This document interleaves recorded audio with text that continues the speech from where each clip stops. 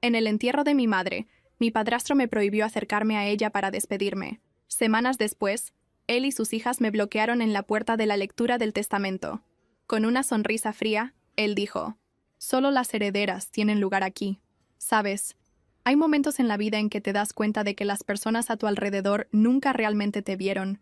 Fue exactamente eso lo que sentí ese día frío de marzo, parada del lado de afuera de la iglesia metodista de Riverside, observando a mi propia madre siendo llevada dentro del coche fúnebre, mientras yo ni siquiera podía despedirme de ella adecuadamente. «Esperanza, no deberías estar aquí», dijo Ricardo con ese tono condescendiente que conocía desde hacía 15 años. Mi padrastro estaba impecable en su traje Armani negro, como si fuera a una reunión de negocios en lugar del funeral de su propia esposa. «Este es un momento para la familia». Familia. La palabra salió de su boca como si yo fuera una extraña que se había perdido en el camino. Tenía 26 años y había pasado los últimos 2 cuidando a mi madre durante su batalla contra el cáncer, mientras él controlaba cada medicamento, cada visita médica, cada momento de lucidez de ella. Y ahora era tratada como una intrusa. «Yo soy familia», respondí, tratando de mantener la voz firme aún con las lágrimas quemando mis ojos. Ella era mi madre.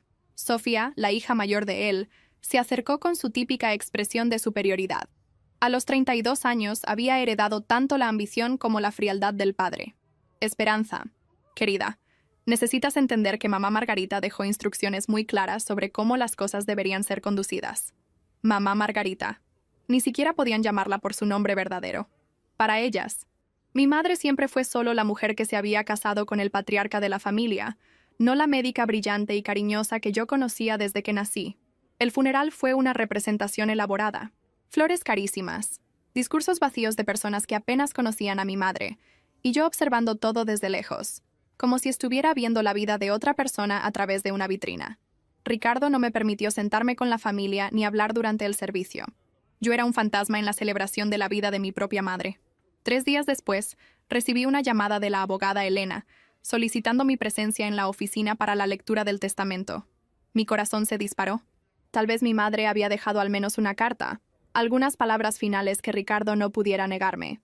La oficina de la doctora Elena quedaba en el 23º piso de un edificio comercial en el centro de Portland. Cuando llegué, la familia de Ricardo ya estaba acomodada en la sala de reuniones principal.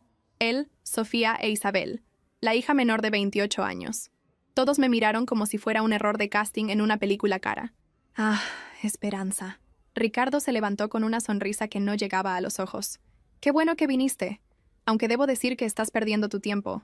Esta reunión es realmente para las verdaderas herederas de Margarita». Verdaderas herederas. Las palabras resonaron en la sala como una bofetada. Respiré profundo y caminé hasta la mesa, sacando de mi bolsa un sobresellado que mi madre me había entregado 3 semanas antes de morir, con instrucciones específicas para entregárselo a la abogada solo en este momento. «Doctora Elena», dije, extendiendo el sobre, «mi madre me pidió que le entregara esto a usted hoy». La abogada tomó el sobre con curiosidad, examinó el sello y la letra familiar de mi madre. Por un momento, algo cambió en su expresión, un destello de reconocimiento, tal vez hasta alivio. «Interesante», murmuró, abriendo cuidadosamente el sobre. «Muy interesante indeed». El silencio en la sala se volvió pesado. Ricardo frunció el ceño, claramente incómodo con esta variable que no había considerado. Sofía e Isabel intercambiaron miradas confusas. ¿Y yo? Solo esperé, con el corazón latiendo tan fuerte que tenía certeza de que todos podían oírlo. Crecí sabiendo que algo estaba mal en nuestra familia, pero me tomó años entender exactamente qué. Mi padre biológico, David, había muerto en un accidente de carro cuando tenía 11 años. Era un hombre gentil, ingeniero civil que trabajaba en proyectos de infraestructura sustentable. Lo recuerdo enseñándome sobre las estrellas en el patio de nuestra antigua casa, explicando cómo los puentes eran construidos para durar generaciones. 6 meses después de su muerte, Ricardo apareció en la vida de mi madre como un salvador. Era médico, socio en la clínica donde ella trabajaba, viudo con 2 hijas. Parecía perfecto, demasiado bueno para ser verdad, y tenía razón en desconfiar. El casamiento sucedió rápidamente, casi indecentemente rápido, considerando que apenas habíamos terminado el luto. Ricardo se mudó a nuestra casa, trajo a sus hijas, y gradualmente comenzó a transformar nuestra vida en algo irreconocible. Primero fueron pequeños cambios. Él reorganizó los muebles de mi padre, donó su ropa sin consultar a mi madre, Reemplazó sus fotografías en la pared por retratos de la nueva familia. Después vinieron los cambios mayores. Mi madre, que siempre fue una mujer independiente y fuerte, comenzó a consultarse con Ricardo para todo. Dónde almorzar, qué ropa comprar, hasta qué pacientes atender en la clínica. Él tenía una manera sutil pero constante de minar su confianza, siempre con una sonrisa encantadora y palabras aparentemente cariñosas. Margarita querida, ¿estás segura de que es el mejor enfoque?, decía cuando ella tomaba alguna decisión médica. Tal vez deberíamos pensar en alternativas más prudentes. Con el tiempo, me di cuenta de que prudentes siempre significaba lucrativas. Ricardo transformó la práctica médica de mi madre, que siempre priorizó el cuidado sobre el lucro, en una máquina de hacer dinero. Procedimientos innecesarios, diagnósticos exagerados, tratamientos prolongados que drenaban los seguros de los pacientes. Mi madre resistió al principio, pero él era persistente, manipulador, siempre presentando argumentos que parecían lógicos en la superficie. Las hijas de él siguieron el ejemplo del padre. Sofía se graduó en administración hospitalaria y asumió la gestión financiera de la clínica.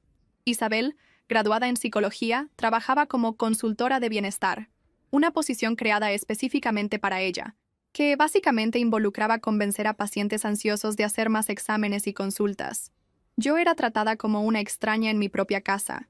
En las reuniones familiares, mis opiniones eran ignoradas o ridiculizadas.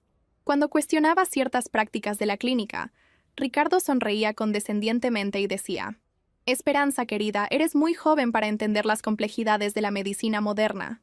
Durante la enfermedad de mi madre, el control de Ricardo se intensificó. Monitoreaba cada medicamento, decidía qué médicos ella podía consultar, controlaba sus informaciones médicas. Yo suplicaba para que considerara tratamientos alternativos, especialistas diferentes, pero él siempre tenía una excusa convincente para mantener todo bajo su control directo. «Confía en mí, Esperanza», decía con esa sonrisa que había aprendido a odiar. «Sé lo que es mejor para Margarita. Después de todo, soy su marido y su colega médico». 3 semanas antes de morir, mi madre tuvo uno de sus raros momentos de lucidez. Ricardo había salido para una consulta de emergencia, algo que sucedía convenientemente siempre que ella mostraba señales de mejoría. Era un martes lluvioso de febrero, y yo estaba al lado de la cama de ella en el cuarto principal, ayudándola a tomar el medicamento para dolor que Ricardo había prescrito. «Esperanza», susurró, su voz débil pero determinada. «Necesito contarte algo importante». Sus ojos, que habían estado vidriosos por semanas debido a los medicamentos, estaban sorprendentemente claros en ese momento. Luchó para sentarse en la cama, y yo la ayudé, notando cómo sus huesos se sentían frágiles bajo la piel. «Mamá, deberías descansar», dije, pero ella sacudió la cabeza con una urgencia que no había visto en meses. «No hay tiempo para descanso». «Querida, escucha con atención». Tomó mi mano con fuerza sorprendente. «Ricardo no es quien tú piensas que es, ni sus hijas. Descubrí cosas terribles». Mi corazón se disparó. Durante años había sentido que algo estaba mal, pero mi madre siempre defendía a Ricardo, siempre encontraba excusas para su comportamiento controlador. «¿Qué tipo de cosas?», pregunté, bajando la voz instintivamente. Ella miró hacia la puerta, como si esperara que Ricardo apareciera en cualquier momento. Entonces, con movimientos temblorosos, sacó una pequeña llave dorada de debajo de la almohada. «Esta llave abre una caja fuerte en su oficina, en la clínica. Gaveta inferior izquierda del escritorio, detrás de los archivos médicos.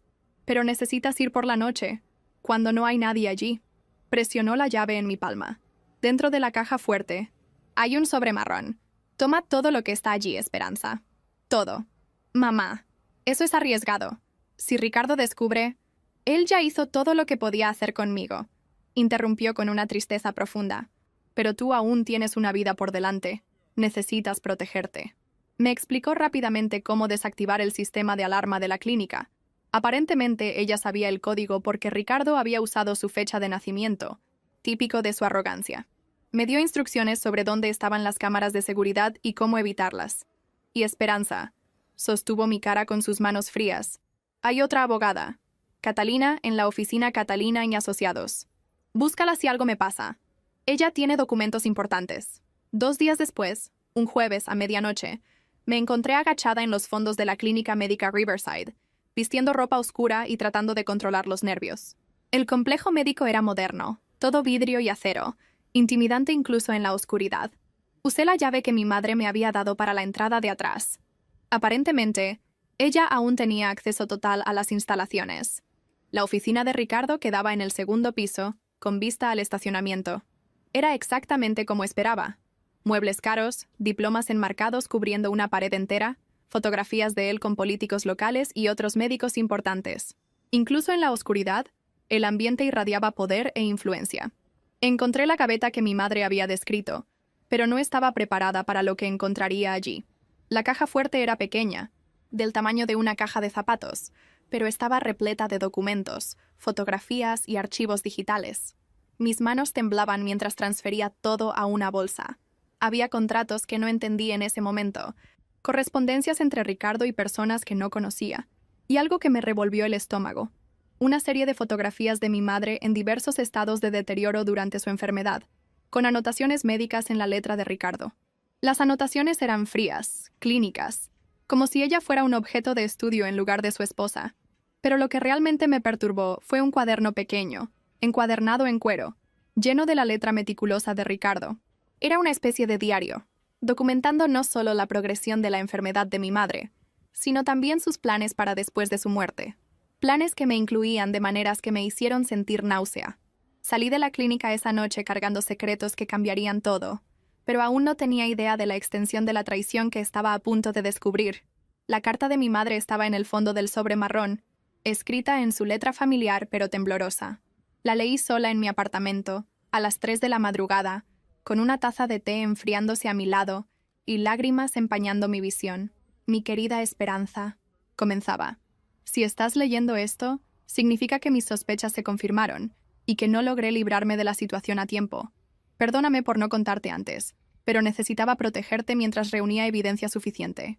Continuaba explicando cómo había descubierto las verdaderas intenciones de Ricardo por casualidad. Algunos meses antes de su diagnóstico, había vuelto inesperadamente a casa y escuchado una conversación telefónica de él con un hombre llamado Marco, que aparentemente era un investigador privado. Estaban discutiendo sobre ti, Esperanza. Ricardo estaba pagando a ese hombre para investigar tu vida personal, tus relaciones, tus finanzas. Cuando lo cuestioné, dijo que era para proteger a la familia, pero yo sabía que había algo más siniestro. La carta revelaba que Ricardo había orquestado toda la relación con mi madre desde el principio. Sabía sobre la póliza de seguro de vida sustancial que mi padre había dejado. Sabía sobre los ahorros de la familia y sobre la participación de mi madre en la clínica. El matrimonio no fue amor a primera vista. Fue una adquisición empresarial cuidadosamente planeada. Peor aún, continuaba la carta. Descubrí que él ha hecho esto antes. Sofía e Isabel no son huérfanas de madre, como siempre nos contaron. La primera esposa de él, Linda, murió en circunstancias sospechosas hace 8 años. Aparentemente, ella también había descubierto algunas de sus actividades cuestionables en la clínica anterior donde él trabajaba. Mi madre había contratado secretamente su propia investigación sobre Ricardo y descubierto un patrón perturbador. Él tenía historial de casarse con mujeres profesionalmente exitosas, gradualmente asumir control de sus finanzas y práctica médica, y después, ellas desaparecían de su vida de una forma u otra. Él aumentó mi medicación para dolor sin necesidad médica, revelaba la carta. Tengo certeza de que está tratando de acelerar mi deterioro. Los medicamentos me dejan confusa la mayor parte del tiempo, pero logro pensar claramente cuando los salto. Es por eso que escribo esta carta en los momentos en que finjo tomar las pastillas. La parte más chocante de la carta era sobre mí. Mi madre había descubierto que Ricardo tenía planes específicos para después de su muerte. Pretendía convencerme de mudarme a la casa principal por cuestiones económicas, después gradualmente aislarme de amigos y contactos profesionales, como había hecho con ella. Él te ve como una pieza en su tablero, Esperanza. Eres joven, inteligente, y a través de mí, tienes derechos legales sobre parte de la clínica. Quiere controlarte de la misma forma que me controló a mí. Pero mi madre no había sido pasiva durante su descubrimiento. La carta explicaba que había tomado medidas para protegerme, medidas que Ricardo nunca imaginaría que ella sería capaz de ejecutar en su estado supuestamente debilitado. Busca a Catalina en la oficina Catalina y Asociados. Ella es hermana de la primera esposa de Ricardo y está consciente de toda la situación. Juntas, preparamos documentos legales que van a garantizar que Ricardo nunca pueda hacer contigo lo que hizo conmigo. Además, mi madre había secretamente transferido gran parte de sus bienes a un fideicomiso en mi nombre. usando una firma de abogados diferente de la que Ricardo conocía. Elena, que él había elegido para ser la abogada de la familia, no sabía nada sobre los verdaderos planes de mi madre. El sobre que te pedí que entregues a la doctora Elena contiene instrucciones para que se ponga en contacto con Catalina inmediatamente. Hay un segundo testamento. Esperanza. Un testamento que revela todo. 20 minutos después de entregar el sobre a la doctora Elena, una segunda abogada entró en la sala de reuniones. Catalina era una mujer imponente en la casa de los 50, con cabello grisáceo perfectamente arreglado y una carpeta de cuero que parecía contener el peso del mundo. La expresión en el rostro de Ricardo cambió instantáneamente de confianza arrogante a confusión genuina. «Pido disculpas por la intrusión», dijo Catalina con voz firme, «pero necesito estar presente para la lectura del testamento verdadero de Margarita». «¿Testamento verdadero?» Ricardo se levantó de la silla como si hubiera recibido un shock. «¿De qué diablos estás hablando? Elena, ¿qué está pasando aquí?» La doctora Elena parecía tan sorprendida como el resto de la familia, pero profesional como siempre. «Parece que la señora Margarita preparó un segundo testamento con la doctora Catalina, que tiene precedencia legal sobre el documento que yo preparé». Sofía e Isabel intercambiaron miradas preocupadas. Yo permanecí en silencio, tratando de controlar la sonrisa que amenazaba aparecer en mi cara. Mi madre había logrado, incluso en sus últimos días, debilitada por la enfermedad y los medicamentos, había orquestado un giro que ninguno de nosotros podría haber previsto. Catalina abrió su carpeta y retiró un documento sustancial, al menos 3 veces más grueso que el testamento que Elena había preparado. Este testamento fue ejecutado 3 meses antes de la muerte de la señora Margarita, en perfecto estado mental y en presencia de 3 testigos independientes, incluyendo un médico que puede atestiguar su capacidad mental en el momento de la firma. Ricardo trató de mantener la compostura, pero podía ver el pánico creciendo en sus ojos. «Eso es imposible. Margarita estaba muy enferma en los últimos meses. Apenas podía concentrarse por más de algunos minutos». «Interesante observación, doctor Ricardo», dijo Catalina con un tono que sugería que sabía mucho más de lo que estaba revelando. «Especialmente considerando que los registros médicos independientes que obtuvimos muestran periodos consistentes de lucidez, particularmente cuando sus medicamentos eran ajustados». El silencio en la sala se volvió pesado. Catalina comenzó a leer el testamento verdadero, y con cada palabra, veía el mundo de Ricardo desmoronándose. ¿La mansión donde habíamos vivido? Mía. ¿La participación mayoritaria en la clínica médica Riverside? Mía. ¿Los ahorros, inversiones y pólizas de seguro de vida? Todo mío. Ricardo y sus hijas recibirían una cantidad modesta, suficiente para restablecerse, pero una fracción de lo que esperaban heredar. Pero esa no era ni siquiera la parte más devastadora del testamento. Además, continuó Catalina, la señora Margarita dejó instrucciones específicas de que, en caso de que haya cualquier intento de contestar este testamento o intimidar a la beneficiaria principal, cierta información de interés público sea inmediatamente divulgada a las autoridades competentes. Ricardo se levantó bruscamente, derribando la silla. ¿Qué información? ¿De qué están hablando? Catalina sonrió fríamente. Documentos que detallan prácticas médicas cuestionables, manipulación de registros de pacientes y otras actividades que pueden ser de interés tanto para el Consejo Médico como para las autoridades criminales. Fue en ese momento que entendí completamente lo que mi madre había hecho. No solo me había protegido financieramente, había creado una red de seguridad que haría imposible para Ricardo perjudicarme sin exponerse a consecuencias devastadoras. «¡Esto es chantaje!», gritó Sofía, finalmente perdiendo la compostura elegante que siempre mantenía. «No», respondí, hablando por primera vez desde que Catalina había entrado a la sala. «Esto es justicia». Los documentos que Catalina presentó ese día eran mucho más extensos de lo que podría haber imaginado. Mi madre había sido meticulosa en su investigación sobre Ricardo, recolectando evidencias a lo largo de meses mientras fingía estar cada vez más debilitada por la enfermedad. Había registros de pacientes que fueron sometidos a procedimientos innecesarios, resultando en costos exorbitantes para los seguros. Correspondencias entre Ricardo y laboratorios particulares mostraban un esquema donde él recibía comisiones por referir pacientes a exámenes específicos, independientemente de la necesidad médica real. Más perturbador aún eran los registros de los medicamentos prescritos para mi madre. Catalina presentó un análisis comparativo hecho por un farmacólogo independiente, mostrando que las dosificaciones prescritas por Ricardo no solo eran innecesariamente altas, sino que también creaban una combinación de efectos secundarios que aceleraban su deterioro cognitivo y físico. «Tu madre estaba siendo sistemáticamente envenenada», dijo Catalina, mirándome directamente. «No lo suficiente para ser obviamente letal, pero lo suficiente para garantizar que no pudiera cuestionar efectivamente las decisiones médicas o financieras que estaban siendo tomadas en su nombre. Ricardo trató de negar, pero las evidencias eran irrefutables. Había incluso grabaciones de audio. Aparentemente, mi madre había comenzado a grabar conversaciones cuando sospechó que algo estaba mal. En una de ellas, se podía escuchar a Ricardo instruyendo a Sofía sobre cómo alterar registros de facturación para maximizar los reembolsos del seguro.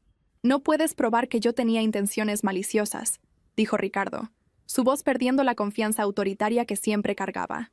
«Soy su médico. Todas mis decisiones fueron basadas en el mejor juicio médico». Catalina abrió otra carpeta. «Entonces, ¿cómo explicas esto?» Puso en la mesa copias de correos electrónicos entre Ricardo y un investigador privado, discutiendo estrategias para neutralizar la influencia que yo podría tener sobre mi madre.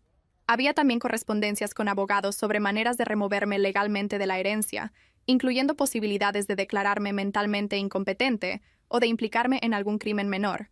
Isabel, que había permanecido en silencio durante toda la lectura, finalmente habló. «Papá, ¿qué hiciste?» «Protegí a nuestra familia», Ricardo explotó. «Todo lo que hice fue para garantizar nuestro futuro. Esperanza nunca fue parte de esta familia de verdad. Es una extraña que estaba drenando los recursos que deberían ser nuestros».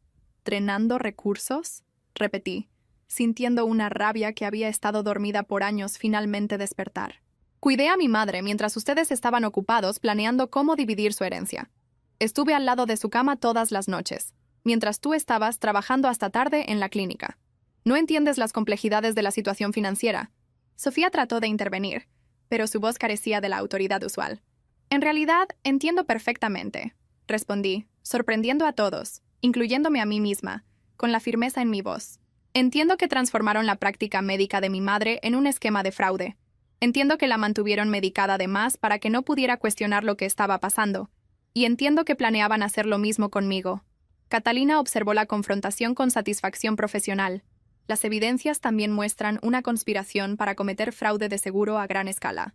Procedimientos fantasmas, diagnósticos inflados, equipos médicos que nunca fueron usados pero fueron cobrados a los pacientes. Puso más documentos en la mesa. «Y hay algo más. Documentos mostrando que el doctor Ricardo ha hecho esto por años, en múltiples clínicas. Hay un patrón de comportamiento que se extiende mucho más allá del caso de la señora Margarita». «¿Qué significa eso?», pregunté, aunque parte de mí ya sabía la respuesta. «Significa que tu padrastro enfrenta no solo la pérdida de la herencia, sino también posibles acusaciones criminales federales por fraude de seguro, que pueden resultar en décadas de prisión». Ricardo se desplomó en la silla, finalmente entendiendo que no había salida para la situación que él mismo había creado. Sus hijas lo miraban con horror creciente, dándose cuenta de que sus propias carreras y reputaciones estaban ahora en riesgo por asociación. 3 días después de la lectura del testamento, Ricardo apareció en la puerta de mi apartamento.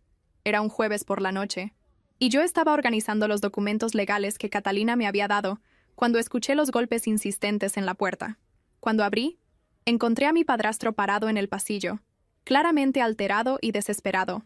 «Necesitamos conversar, Esperanza», dijo, empujando la puerta y entrando sin ser invitado. El encanto superficial que siempre mantenía había desaparecido completamente, revelando algo mucho más sombrío por debajo. «Necesitas irte, Ricardo», respondí, manteniendo la puerta abierta. «No tenemos nada de qué hablar. No tienes idea de lo que estás haciendo», dijo, caminando hasta el centro de mi sala como si fuera dueño del lugar. «¿Piensas que puedes destruirme con esos documentos falsos? ¿Piensas que puedes tomar todo lo que construí a lo largo de décadas?» «Falsos». La palabra resonó en la sala, pero no me dejé intimidar como solía hacer. «Los documentos son reales, Ricardo. Las grabaciones son reales. Los registros médicos son reales. Y tú lo sabes». Se volteó hacia mí con una expresión que nunca había visto antes. Pura rabia sin la máscara de civilidad que siempre usaba. «Tu madre era una mujer enferma y paranoica. Inventó esas historias porque no podía aceptar que necesitaba cuidados médicos intensivos». «¿Cuidados médicos intensivos?», repetí, sintiendo mi propia rabia crecer. «La estabas envenenando sistemáticamente. Tenemos los análisis farmacológicos para probarlo». «La estaba tratando», gritó. Y por primera vez en 15 años, vi a Ricardo completamente fuera de control. Todo lo que hice fue para ayudarla a tener una muerte digna y sin dolor. «Mentira», dije simplemente. «La estabas matando lentamente para poder controlar todo sin interferencia. Y ahora que tus planes fallaron, Viniste aquí a tratar de intimidarme. Ricardo se acercó a mí, e instintivamente retrocedí. Había algo predatorio en sus movimientos, algo que me hizo darme cuenta de que era mucho más peligroso de lo que había imaginado. «Eres una niña ingenua y estúpida», dijo con voz baja y amenazante. «¿Piensas que puedes jugar con personas como yo? ¿Piensas que tu mamita muerta puede protegerte para siempre?» «Vete», dije, tratando de mantener la voz firme mientras mi mano se movía discretamente hacia el teléfono. «Vete ahora o llamo a la policía». «Llama a la policía», se rió amargamente. «Vamos a ver qué piensan cuando descubran sobre tus propias actividades cuestionables. ¿Crees que no sé sobre tus deudas de la universidad? ¿Sobre los trabajos que perdiste? ¿Sobre las relaciones fracasadas?» Era típico de él, siempre tratando de voltear la situación, siempre buscando vulnerabilidades para explotar. Pero esta vez, sus tácticas no funcionaron como esperaba. «Ricardo», dije calmadamente, «estás hablando con alguien que ahora posee registros completos de todos tus crímenes. Si algo me pasa, esos documentos van directamente al FBI, al Consejo Médico Estatal y a la prensa. Mi madre no era estúpida. Sabía exactamente con quién estaba lidiando. Por primera vez vi verdadero miedo en sus ojos. No entiendes las consecuencias de lo que estás haciendo. Hay personas involucradas en esto que son mucho más peligrosas que yo». «¿Qué personas?», pregunté, genuinamente curiosa ahora. Ricardo vaciló, dándose cuenta de que había revelado más de lo que pretendía. «El esquema no era solo mío. Hay otros médicos, administradores hospitalarios, compañías de seguro. Estás metiéndote con un sistema mucho más grande de lo que imaginas. Entonces tal vez sea hora de que todo el sistema se venga abajo», respondí, sorprendiéndome con mi propia valentía. Me miró con una mezcla de desprecio y algo que podría haber sido respeto reacio. «Realmente eres hija de Margarita», murmuró, terca e idealista hasta el final. «Vete. Ricardo. Ahora». Caminó hasta la puerta, pero se detuvo en el umbral. «Esto no ha terminado, Esperanza. Puedes haber ganado esta batalla, pero la guerra está lejos de terminar». Después de que se fue, me recosté en la puerta cerrada, temblando. No era de miedo, era de adrenalina. Por primera vez en mi vida, había enfrentado a Ricardo de igual a igual y había ganado. Pero sus palabras sobre otras personas me preocupaban. Si el esquema realmente se extendía más allá de la clínica de mi familia, podría estar lidiando con algo mucho más grande y peligroso de lo que había imaginado. A la mañana siguiente llamé a Catalina y le conté sobre la visita de Ricardo. Escuchó en silencio, tomando notas, y después dijo algo que cambió completamente mi perspectiva sobre la situación. «Esperanza, tu madre sabía sobre las otras personas involucradas. De hecho, era parte de la razón por la cual fue tan cuidadosa en documentar todo. No solo te estaba protegiendo, estaba construyendo un caso que podría derribar una red entera de corrupción médica». Catalina me explicó que mi madre había descubierto que Ricardo era parte de un esquema mucho más amplio, involucrando al menos 6 clínicas en la región de Portland, 2 compañías de seguro y un laboratorio de diagnósticos. El esquema funcionaba de forma coordinada. Médicos prescribirían exámenes innecesarios.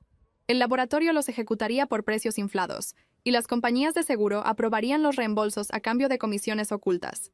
El doctor Marcos, el socio de tu madre en la clínica, estaba en el centro de todo esto, reveló Catalina. Él fue quien reclutó a Ricardo originalmente. Elegían médicos con deudas significativas u otras vulnerabilidades financieras y los cooptaban gradualmente al esquema. Doctor Marcos. Lo recordaba de las pocas veces que había visitado la clínica. Un hombre corpulento con bigote grisáceo, siempre hablando sobre eficiencia operacional y maximización de recursos. Mi madre nunca pareció cómoda acerca de él, pero yo había atribuido eso a diferencias de personalidad. Tu madre comenzó a sospechar cuando notó discrepancias en los registros de algunos pacientes ancianos, continuó Catalina. Procedimientos que fueron facturados pero nunca realizados, diagnósticos que no correspondían a los síntomas presentados. Comenzó a investigar discretamente y descubrió que Ricardo estaba participando activamente en el esquema. Por eso fue envenenada. Dije, las piezas finalmente encajando. Había descubierto todo. Exacto. Y hay más. Tu madre no fue la primera en descubrir el esquema. Doctor Marcos tuvo que lidiar con otros médicos que se volvieron problemáticos a lo largo de los años.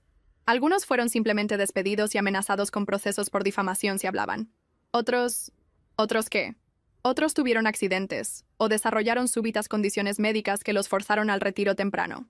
Tu madre creía que Ricardo había aprendido sus técnicas de envenenamiento lento con Doctor Marcos. Mi sangre se heló. ¿Cuántas personas mataron? No sabemos con certeza, pero tu madre identificó al menos 3 casos sospechosos en los últimos 5 años. Médicos que cuestionaron ciertas prácticas y después murieron o quedaron incapacitados de formas que parecían naturales, pero tenían elementos cuestionables. Catalina abrió un archivo y me mostró fotografías y documentos médicos. Doctora Juana, cardióloga que comenzó a cuestionar el número anormalmente alto de procedimientos cardíacos siendo realizados en pacientes que no los necesitaban. Murió de ataque cardíaco a los 42 años, sin historial familiar de problemas cardíacos. Doctor Roberto, oncólogo que descubrió que pacientes estaban siendo sometidos a quimioterapia innecesaria. Desarrolló un cáncer cerebral agresivo y murió en 6 meses. Doctora Sara, neumóloga que cuestionó procedimientos respiratorios innecesarios. Murió en un accidente de carro cuando sus frenos fallaron. Todos habían comenzado a hacer preguntas incómodas sobre las prácticas de la red de clínicas, concluyó Catalina. Y todos murieron antes de que pudieran presentar sus descubrimientos a las autoridades. Estaba comenzando a entender la magnitud de lo que mi madre había descubierto y por qué había sido tan cuidadosa en sus investigaciones. No se trataba solo de fraude financiero. Era un esquema que mataba a personas que se volvían amenazas y mataba pacientes a través de tratamientos innecesarios y peligrosos. Fue Isabel quien trató de matarme. 2 semanas después de la conversación con Catalina sobre la extensión del esquema criminal, estaba trabajando tarde en la clínica, ahora técnicamente mi propiedad, tratando de organizar los registros médicos e identificar a todos los pacientes que habían sido perjudicados. Era una tarea monumental y emocionalmente devastadora, descubriendo caso tras caso de personas que habían sufrido innecesariamente. Eran casi las 11 de la noche cuando escuché pasos en el pasillo.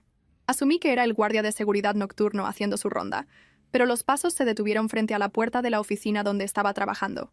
La perilla giró lentamente. ¿Esperanza? Isabel entró en la sala, cargando una bolsa médica y vistiendo uniforme como si hubiera venido directo de un turno. «Qué bueno encontrarte aquí. Necesitamos conversar». Había algo diferente en ella. Una calma extraña, que me puso inmediatamente alerta. Isabel siempre había sido la más volátil de las 2 hermanas, propensa a explosiones emocionales y dramáticas. Esta serenidad no era natural. «Isabel, son casi las 11 de la noche. ¿Qué estás haciendo aquí? Vine a buscar algunas cosas de papá antes de que tú cambiaras todo», dijo, cerrando la puerta detrás de ella y girando la llave. El sonido del clic de la cerradura resonó en la sala como un disparo. «¿Por qué cerraste la puerta?», pregunté, tratando de mantener la voz calmada mientras mi mente comenzaba a calcular distancias hasta el teléfono, hasta la puerta, hasta cualquier cosa que pudiera usar como arma. «Porque no queremos ser interrumpidas», dijo, abriendo la bolsa médica y sacando una jeringa. «Causaste muchos problemas, Esperanza. Destruiste nuestra familia, nuestra reputación, nuestro futuro, y ahora vas a pagar por eso. Isabel, para con eso. No quieres hacer esto». «Claro que quiero», dijo, acercándose lentamente. «Siempre fuiste un problema. Siempre cuestionando, siempre juzgando, siempre creyéndote mejor que nosotras. Mamá Margarita era débil, pero tú eres peligrosa». Retrocedí, rodeando la mesa para mantener distancia entre nosotras. «Tu padre mató a mi madre. Ustedes defraudaron seguros y lastimaron pacientes inocentes. Yo no soy la villana de esta historia. Papá hizo lo que era necesario para proteger los intereses de la familia», gritó, perdiendo la compostura fría. «Y tú destruiste todo por venganza». «No fue venganza, fue justicia». Isabel se lanzó hacia mí con la jeringa, pero logré saltar hacia un lado, derribando una silla entre nosotras. El líquido en la jeringa era claro, probablemente algo que parecería una sobredosis accidental o un ataque cardíaco. «¿Sabes qué hay en esta jeringa?», dijo, rodeando la mesa como un depredador. «Insulina. Una sobredosis parecerá perfectamente natural en alguien con tu historial de estrés y mala alimentación. Vas a tener una crisis hipoglucémica y morir antes de que alguien te encuentre. Isabel, piensa en lo que estás haciendo. Esto es asesinato. Eres psicóloga. Te dedicas a ayudar personas». «Me dedico a proteger a mi familia», rugió. «Y tú no eres familia». Atacó de nuevo, y esta vez casi logró agarrarme. Luchamos alrededor de la mesa, derribando papeles y equipos. Isabel era más grande que yo, pero tenía la ventaja de la adrenalina y la desesperación. Durante la lucha, logré agarrar un abrecartas pesado de la mesa y golpeé su muñeca, haciéndola soltar la jeringa. El vidrio se hizo pedazos en el piso, esparciendo insulina por todas partes. «¡Pequeña maldita!», gritó, lanzándose hacia mí con las manos abiertas, claramente intentando estrangularme. Fue cuando el entrenamiento de autodefensa que mi padre biológico me había enseñado en la infancia finalmente se mostró útil. Logré usar su momentum contra ella misma, derribándola al piso e inmovilizando su brazo detrás de la espalda.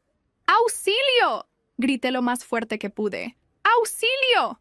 El guardia llegó en minutos, seguido por la policía. Isabel trató de alegar que yo la había atacado primero, pero las cámaras de seguridad contaron una historia diferente. Y cuando la policía analizó el contenido de la jeringa rota, encontraron una dosis letal de insulina, suficiente para matar un caballo.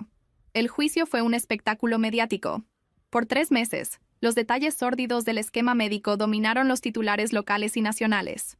Ricardo, Dr. Marcos y 6 personas más fueron acusados de múltiples cargos federales: conspiración para cometer fraude, homicidio culposo, envenenamiento e intento de asesinato. Las evidencias que mi madre había recolectado se mostraron devastadoras. Además de los documentos financieros y las grabaciones de audio, los investigadores encontraron registros digitales detallados de todo el esquema en las computadoras de la clínica. Aparentemente, Dr. Marcos había mantenido registros meticulosos de todas las transacciones ilegales, probablemente como seguro contra sus socios. Durante el juicio, descubrimos la extensión completa del esquema. A lo largo de 8 años, la red de clínicas había defraudado más de $15 millones de compañías de seguro. Más importante, había documentación de al menos 43 pacientes que habían sido sometidos a procedimientos innecesarios que resultaron en complicaciones graves o muerte. Ricardo trató de alegar que era solo un participante menor, manipulado por Dr. Marcos, pero las evidencias mostraron que había sido un arquitecto activo del esquema, especialmente en la parte que involucraba eliminar amenazas internas como mi madre. El análisis forense del cuerpo de mi madre confirmó lo que Catalina había sospechado. Había sido sistemáticamente envenenada con una combinación de medicamentos que creaban síntomas que imitaban la progresión natural del cáncer, pero aceleraban drásticamente su deterioro. El doctor Ricardo esencialmente torturó a su esposa hasta la muerte, dijo el fiscal durante los argumentos finales. La mantuvo consciente lo suficiente para sufrir, pero confusa lo suficiente para no poder defenderse o buscar ayuda. Sofía trató de llegar a un acuerdo con la fiscalía, alegando que no sabía de la extensión de los crímenes de su padre. Pero los registros mostraron que había sido fundamental en crear los aspectos financieros del esquema, y había evidencia de que sabía sobre al menos 2 de las muertes sospechosas de otros médicos. Isabel no tuvo tanta suerte. Su intento de asesinarme había sido filmado por las cámaras de seguridad, y no había forma de negar sus intenciones.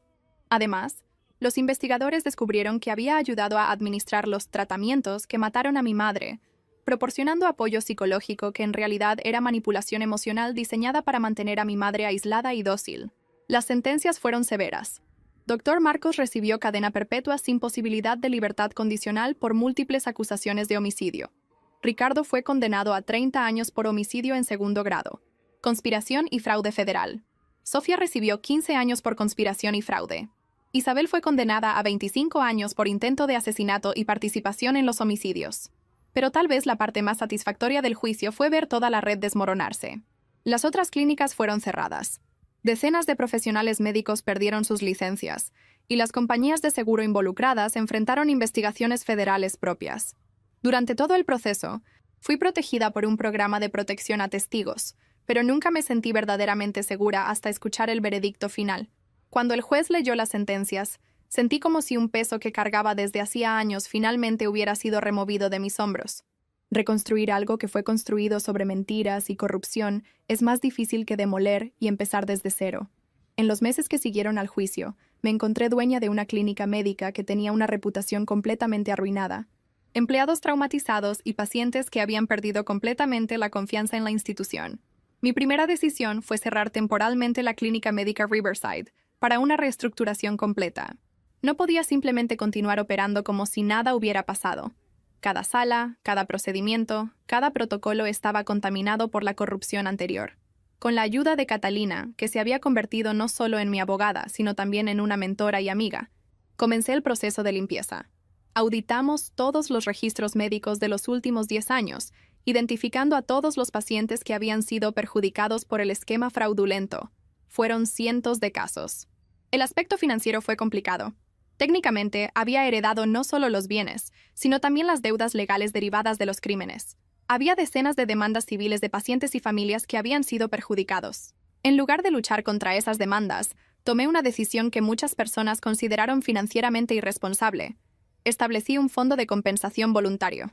Esperanza, no tienes obligación legal de hacer esto. Catalina me advirtió durante una de nuestras reuniones semanales. Las acciones criminales fueron cometidas por Ricardo y sus cómplices. Tú también eres técnicamente una víctima. Pero soy dueña de la clínica ahora, respondí. Y si voy a reconstruir algo de valor, necesita estar basado en hacer lo correcto, no en lo que es legalmente obligatorio. Establecer el fondo de compensación drenó casi la mitad de la herencia que había recibido, pero valió cada centavo. Ver el alivio en los rostros de las familias que finalmente recibieron reconocimiento y compensación por el sufrimiento que habían soportado fue más gratificante que cualquier lujo que el dinero podría haber comprado. La reapertura de la clínica fue un proceso cuidadoso y deliberado. Primero, cambié el nombre a Centro Médico Margarita, en honor a mi madre y al legado ético que realmente representaba. Después, implementé protocolos de transparencia radical que eran prácticamente inéditos en la industria médica. Todo procedimiento, todo diagnóstico, todo tratamiento era documentado no solo para los registros médicos, sino también explicado en lenguaje simple para los pacientes. Creamos un sistema donde pacientes tenían acceso completo a sus propios registros médicos a través de un portal en línea, incluyendo costos detallados y justificaciones para cada procedimiento. Contraté un equipo completamente nuevo de médicos, enfermeros y administradores, todos con historiales impecables y compromiso demostrado con la ética médica. Doctora Silvia, una joven internista que se había destacado en medicina comunitaria, aceptó el cargo de directora médica. Trajo un enfoque holístico al cuidado de pacientes, que era exactamente lo opuesto de la mentalidad orientada por lucro que había dominado la clínica anteriormente. Queremos que esta sea una clínica donde las personas vengan no solo cuando están enfermas, sino para mantenerse sanas, explicó doctora Silvia durante nuestra primera reunión de equipo. Prevención, educación y cuidado continuo deben ser nuestras prioridades, no solo tratamiento de síntomas. Implementamos programas de salud comunitaria gratuitos, detección de diabetes, educación nutricional, apoyo para salud mental y programas de ejercicios para adultos mayores. Para financiar estos programas, establecí una estructura de precios diferenciada, donde pacientes con mejores condiciones financieras pagaban un poco más para subsidiar cuidados para aquellos que no podían pagar. Lo más difícil fue reconstruir la confianza de la comunidad.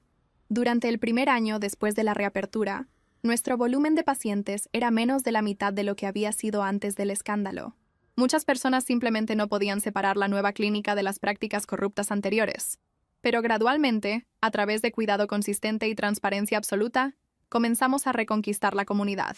Los pacientes comenzaron a traer familiares y amigos. Médicos de otras clínicas comenzaron a referirnos casos complejos porque sabían que recibirían cuidado ético y competente.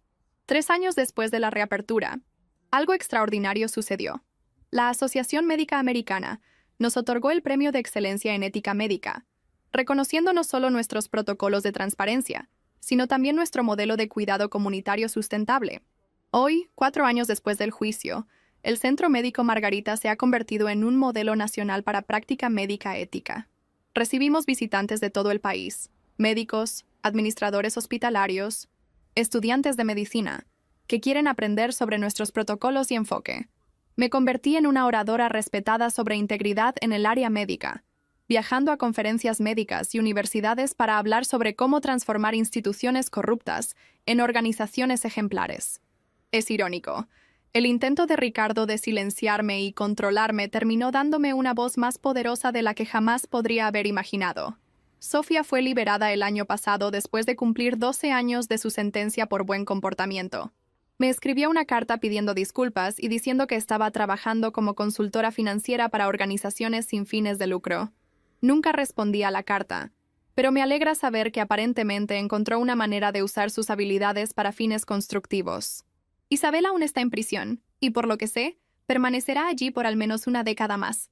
Nunca trató de contactarme, y espero que nunca lo intente. Ricardo murió en prisión el año pasado. Ataque cardíaco a los 68 años. Cuando recibí la noticia, sentí una tristeza extraña. No por él, sino por el desperdicio de una vida que podría haber sido usada para ayudar personas en lugar de explotarlas. Dr. Marcos también murió en prisión, hace 2 años. Aparentemente, otros prisioneros no reaccionan bien a personas que envenenan pacientes vulnerables. En cuanto a mí, encontré una paz que nunca pensé que sería posible. No es la paz de la venganza satisfecha, sino la paz del propósito cumplido. Cada día que voy a trabajar, sé que estoy honrando verdaderamente la memoria de mi madre y el legado que quería dejar. La clínica no me hizo rica. De hecho, gano menos ahora de lo que ganaría trabajando para cualquier gran sistema hospitalario. Pero me hizo algo mucho más valioso. Me hizo alguien que puede mirarse en el espejo cada mañana y respetarse completamente. A veces aún sueño con mi madre. En los sueños está sana y feliz, trabajando en un consultorio médico soleado, cuidando pacientes con el mismo amor y dedicación que siempre demostró. Nunca habla en los sueños, pero siempre sonríe cuando me ve, y despierto sabiendo que está orgullosa de lo que construimos juntas. La lección más importante que aprendí a través de toda esta experiencia es que nuestra respuesta a la traición define quiénes nos convertimos mucho más que la traición misma. Podría haber usado mi herencia para vengarme de manera destructiva, o podría haber simplemente vendido todo y tratado de olvidar el pasado.